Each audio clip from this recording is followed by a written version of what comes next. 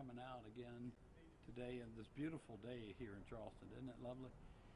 So, as usual, I'd like to just recount a couple of numbers on my own and then call on Shannon Scaff, our city's emergency management director, to give further analysis of some numbers and ongoing efforts of the city of Charleston as we continue to address the coronavirus pandemic.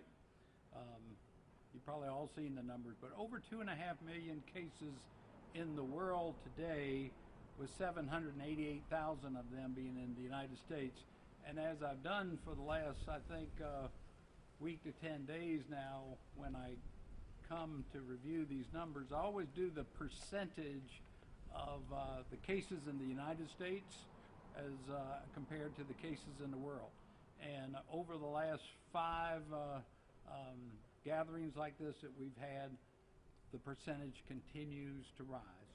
It was 26% when I first thought to calculate it, then 27, then 28, then 30.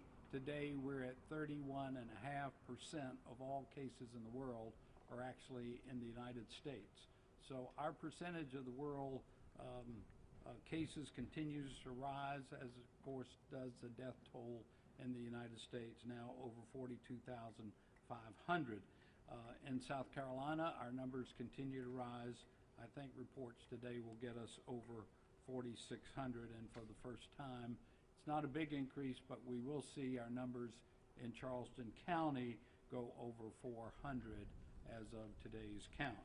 So without further ado, I'd like to call on Shannon Scaff, again, our city's emergency management director, to give us a report.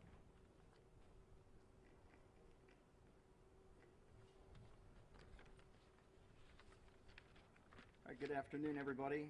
Just review very quickly the objectives for the City of Charleston, kind of our true north that helps us to keep our staff members focused on the critical elements of this crisis. Number one, to maintain situational awareness of all COVID-19 cases in the City of Charleston.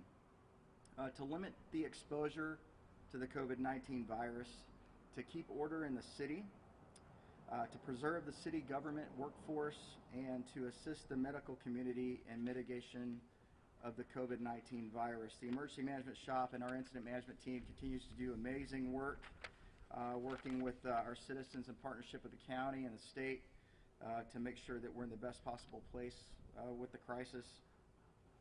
As the mayor talked about a few moments ago, in terms of numbers, worldwide there have been just over 2.5 million cases of COVID-19 with 171,810 deaths.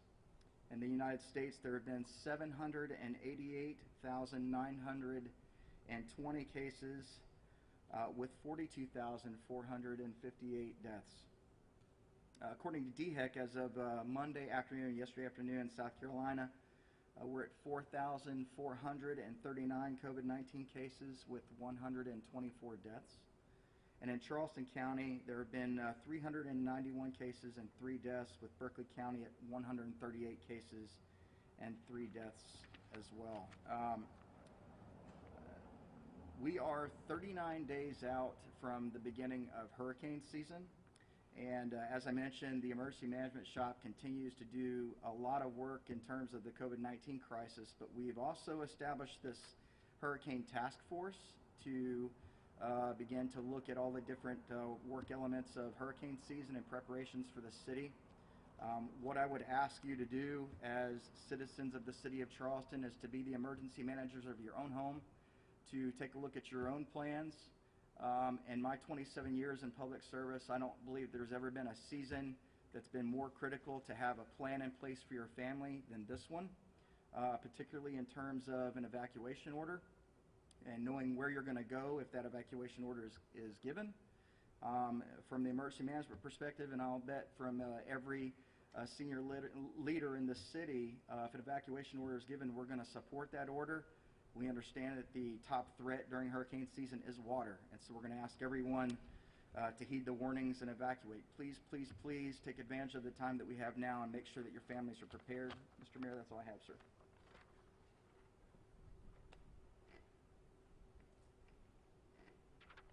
Well, thank you, Shannon, and to your fine staff. Alfonso does our situation report every day, and they just do an incredible job keeping city staff and the city up to snuff on what's going on.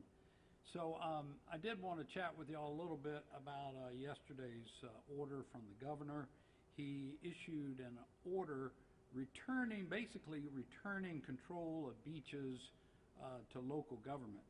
So even though it gets reported that the beaches are open, what he really did was leave it up to local government to make that decision as to whether it would be safe or not for the beaches to open. So, for example, the mayors of Isle of Palm, Sullivan's Island, Folly Beach, and Edisto, there may be others up and down the state, but we've been in contact with them locally, as been reported. They made a decision in their towns to keep the beaches closed for a little bit longer. They weren't quite ready to open them up. And I just want to communicate to folks, make it clear, they are totally within compliance of the governor's orders. The governor said, y'all can have that decision. So what they've decided is not contrary at all. Really, it's in a way supportive of what the governor is doing in extending that right to local government. Now, the city of Charleston doesn't have a lot of beaches. We do have the one little park over on James Island called Dimitri Park, which has on the harbor a little beach. And so as far as the city is concerned, I do want to let folks know that we will look to the lead of the other mayors along the real beaches, and we're going to keep Dimitri Park and our little beach there on the harbor closed until the other beaches open up as well. So the city will be taking that action. Now, in regards to formerly non-essential businesses that the governor has allowed to reopen, I do want to share that it's a little different nuance of the governor's order there. And y'all have all reported probably the kinds of businesses that are in the governor's order that may now reopen. They were formerly considered to be non-essential, such as furniture stores, clothing and shoe stores, jewelry, department stores, sporting goods, bookstores, music stores, flea markets, florists, and flower stores. But further in the order, and I quote it here, it says, to the extent that any political subdivision of this state seeks to adopt or enforce a local ordinance, rule, regulation, or other restriction that conflicts with this order shall supersede and preempt any such local ordinance, rule, regulation, or other restriction. So, for example, in the city of Charleston, our former local city ordinance would have disallowed a music store to be open. I'm going to pick on that since I play the piano. And so now that the governor has clearly said that a music store can open, for example, he has now superseded the city ordinance. So we plan as the city of Charleston to be in complete compliance with the governor's order. It in fact preempts and supersedes our city ordinance when it comes to these specific stores being able to open. I wanted to explain that. I wanted to share that we do continue to have some concerns about the availability of testing and about the growth of the numbers of cases as has just been reported. We totally appreciate the efforts to get our economy going again. We just want to make sure that we all cooperatively do that in as safe a fashion as we can for our citizens, for our businesses, for their employees. So here's my vision 2 or 3 months from now, when the economy is really more fully open, that we'll be able to look back and say that Charleston did the best it could at keeping Charleston and our citizens safe. That will keep the numbers down, as we've been successful doing so far. The rate of increase is actually in a pretty good spot in Charleston County right now compared to some other places, particularly other cities in the country. We want to maintain that flattening of the curve for a bit longer, so that months from now, when it's really time for this economy to rebound, that we're launching from a position of safety and wellness rather than being a hot spot. So we will continue to take actions to protect the health and safety of our citizens. I mentioned keeping the little beach closed. We're a landlord as well, the city is. We have the city market, which is an open air market. It now, per the governor's order, can reopen, but we're going to take our time and make sure that our own safety protocols are in place and operating before we open the city market.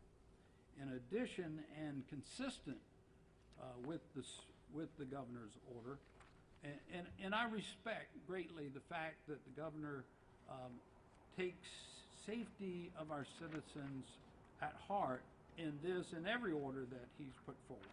So it specifies 3 different things, and we as a city will enforce these things. One is the emergency maximum occupancy rate.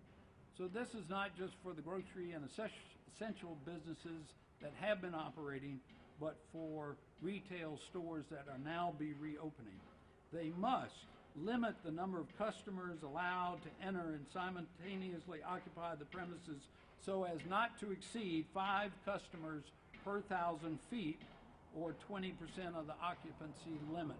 And we're going to ask businesses to actually post that number on their store so that customers are aware of that going in, and ask them to keep track of it. 2, social distancing practices. This is all in the governor's order. The business shall not knowingly allow customers, patrons, or other guests to congregate within 6 feet of one another, exclusive of family units. So all these protocol that we've been asking the stores that have been open to follow, like doing one-directional aisles and spacing to get in the stores and spacing to get up to the cash register. We're going to ask all stores that open up in the city of Charleston to do this per the governor's instructions. Thirdly, sanitation, again from the governor's order. The business shall implement all reasonable steps to comply with any applicable sanitation guidelines promulgated by CDC, DHEC, other state and federal public health officials. And I'll tell you, if you go to those sources, it's really an extensive list of guidelines that these stores will be following and that we will recommend. So you can find all those things, by the way, on the City of Charleston's website, charleston-sc.gov/COVID-19, for all the links to these requirements from the CDC and DHEC for running your business. Now, just as important, and this is not in the governor's order, but I think a best practice that Shannon and our city staff has recommended that we follow on the city level, and that's taking an extra step to look out for our employees who are most vulnerable, particularly those who are older or have pre-existing conditions. And so, for example, we have 1,800 or so employees that work for the city of Charleston. Now, I know you might consider this to be crossing the line of privacy, so it has to be done discreetly, but we've asked our employees who have these pre-existing conditions, if they choose, to self-identify themselves to our Human Resources Department, so we can take special measures to keep them out of contact with the public and potential contagion from the coronavirus. So those pre-existing conditions includes lung disease, heart disease, kidney or liver problems, asthma, diabetes, cancer, other medical issues that might compromise your own immune system. And I think it's a reasonable request. It's not an order, it's not an ordinance, just to ask employers to think along these lines, to ask their employees, if they're willing, to self-identify and make sure that those in our community who are most at risk do have that extra level of protection that we can offer them. Again, these guidelines are found on the website as well. So, regardless of all these orders, y'all, and ordinances, we're asking citizens to continue, unless you got essential business out there, to stay at home. We're asking everybody to be smart and to stay distant.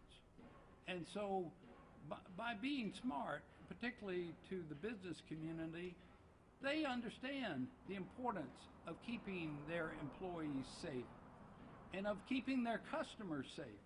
I mean, my goodness, if you operate your business in such a fashion that you're exposing risk to your employees and your customers, that's not going to be good for your business long term. That's just common sense. So we believe our businesses will cooperate, and lastly, our citizens as well, who have done a great job at staying in place and staying at home and not going out for non-essential purposes.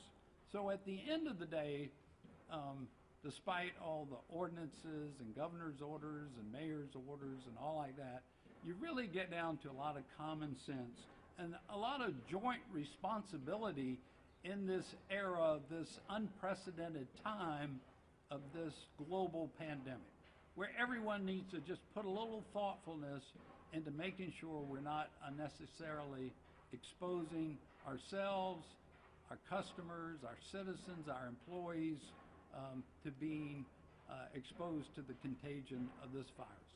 That will keep us all safer. It'll keep us all more in a state of wellness, and it will allow for our economic recovery to be more robust and to be able to be achieved in a more in an easier fashion. So one big side of this, the question that always comes up is enforcement, and I'm going to ask Chief Luther Reynolds to come forward and address that issue. Chief?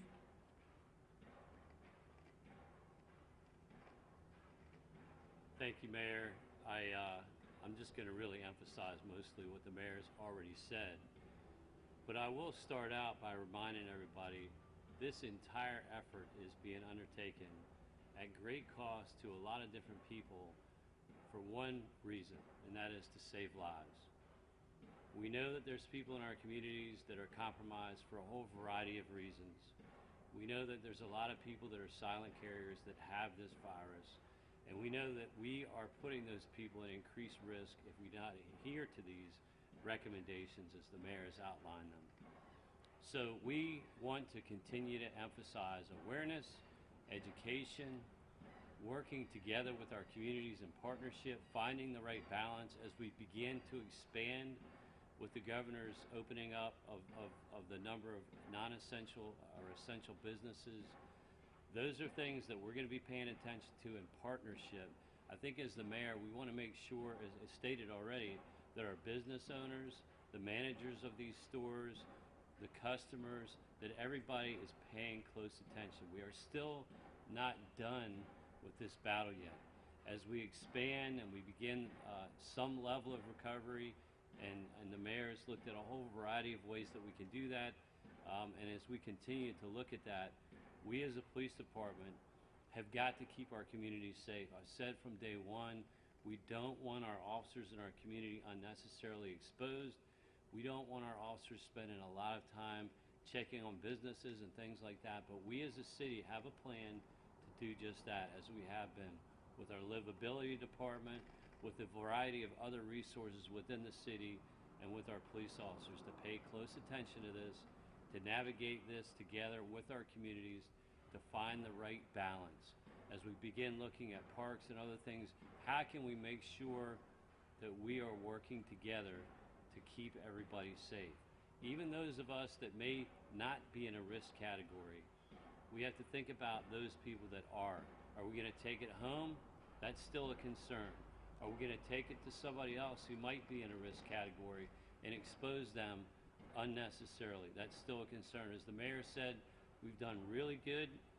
The mayor every single day talks to the Dr. Cole and MUSC and all the experts, and there's a lot of reasons why we're doing what we're doing. So we as a police department are a part of that.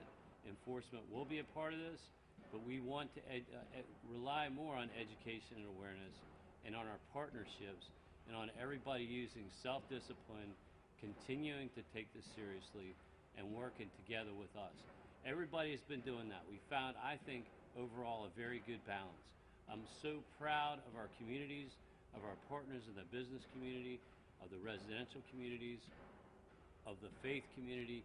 Everybody has come together very well. We have to continue that. So thank you as we enter into this new stage. Thank you, and I also want to thank the support of our city council. You probably can't see him in the in your shot, but alongside, over to the side, is City Councilman Peter Shade, who's also the chairman of our Committee on Public Safety and has been helping to guide these efforts as well. So we thank all of our City Council members for their leadership in this as well. So are there any questions that we can address? So we've been asking citizens to wear masks during this time, but what about the employees? Some cities and states have made it a requirement for essential businesses to have their employees wear masks. Is that something that we're considering here? So again, the governor's order includes all guidelines that have been given by CDC and by DHEC. And CDC guidelines do include provision, recommendations for wearing masks if you're within a certain distance, 6 feet of other folks. If you know you're going to be exposed, at least that walking by other folks, to always have a mask. So I keep, I'm not a emergency responder, so I keep a cloth mask that was homemade in my pocket. And so whenever I'm walking around or going into a store, I have the mask available. We ask our citizens to do the same, and we urge our employers to provide their employees with masks as well. Could Chief Reynolds give us an update about how enforcement went on the waterways this past weekend? All right, the question is about the enforcement along the waterways this past weekend, because the boat ramps were open for the first time in a week or two. Chief? So we had, I think, very good coordination with all of our partner agencies, the sheriffs, and all the other agencies. We had a good footprint on the waterways, at the ramps, at the landings. We did get some complaints of boats tying together, but not a lot. I think partly what helped us is the weather was not that great. There was a lot of wind, there was a lot of waves, and I think there was less people on the waterways. So we did not have a lot of need for enforcement. It's something that I think we have to pay very close attention to as some of the beaches might get opened up and as the weather improves and everybody wants to get out. We want to encourage people to get out, but to do it under the guidelines that have been provided. So we didn't have a lot of issues this past weekend. I'm not sure it's because we did a great job. I think, frankly, part of that was attributed to the weather. And actually, while you're still up here, any word or any more COVID cases in the police department? Kind of what's that? Sure. The question was, have we had any additional cases? I'm pleased to report we have not, and I attribute that a lot to our practices, our protocols, the equipment, the training, all the things that we've been focusing on. We have had 2 positive cases. I think as of today, we've had maybe 23 tests done, and one of the 2 positive cases are back to work. The other one is probably going to be returning shortly. And I think we may have 1 outstanding test that's being returned probably today. So I'll mention also that the city of Charleston does have a beach over on Morris Island. You can't get there by car, you can only get there by boat. So in addition to Dimitri Park, we're certainly asking people not to gather on the beaches of Morris Island that are in the city of Charleston by boat, or on sandbars, or congregate, 10 or more anywhere for that matter. Regarding the city market, what safety protocols have you put in place, and when do you expect that? So we own the market. The question was about reopening the city market, which the city is the landlord of. This is an interesting story if you're interested. The property was deeded to the city of Charleston back in the late 1700s by Charles Coatsworth Pinckney, who was one of the signers of the Declaration of Independence, gave the property to the city on the condition that it remain a public market. So if we were ever to attempt to sell the property for some other purpose, it would go back to the ownership of the Pinckney family here almost 300 years later. So anyway, that's just an aside. But we have a management company that runs it for us, and so we'll be meeting with them in the next day or two to talk about things such as masks and hygiene and sanitizer, and making sure they're available in the right quantities in the right places. In the meantime, we're continuing to watch the numbers of cases every day that are reported by DHEC, and waiting, and we have good faith in the Medical University of South Carolina. They're working with the city to provide us first for our first responders, but then for the community at large, additional testing so that we can really safely reopen things up. So maybe that's a long answer, but we're looking at the regular safety protocol as outlined by the governor, but also watching the numbers, and we'll be making a decision over the next week as to when we'll be reopening the city market. I have a question. Yes, ma'am. Does the city plan to support local businesses that have been closed due to COVID-19? Is there any plans to support the businesses? Yes, ma'am. The question was about our support of local businesses. And once again, if you go to our website, there's a remarkable array of resources that we've identified and are outreaching to small businesses to make them aware. Admittedly, the biggest bang for the buck is to qualify for some of the federal relief that's available. The federal government can print money. We can't. We got to have a balanced budget. But the first round of funds for small businesses, as you probably know, has been reserved or committed to. But I understand, if not today, in the next couple of days, that the Congress plans to allocate yet another $250 billion, including a goodly portion of that for smaller businesses that are disadvantaged and didn't have the advantage of a direct connection to a banker and all like that. So this next round of federal funds and help, we feel, will be more robust for the smaller operators and smaller businesses in our city, and we'll continue to help make those connections. In the meantime, we did defer payment of hospitality taxes. We deferred any late payments on business taxes, business license fees. We've made it easy for businesses who are trying to get approvals through our permit department to be, even though the door is closed here to the public, they can still call, email, and online submit applications to the city for various things. So all throughout this, we've tried to continue our conduct of business to make it as easy as possible for businesses during this difficult time. Yes, ma'am. Anyone else? Well, thank you all again for being with us today and helping us get the word out for everyone to continue to stay safe. Stay home if you can. If you got to go to work, make sure you're practicing good safety and protocol and hygiene. It sounds like common sense. It is. It's a joint responsibility for all of us. We're in this boat together. Thank you all very much.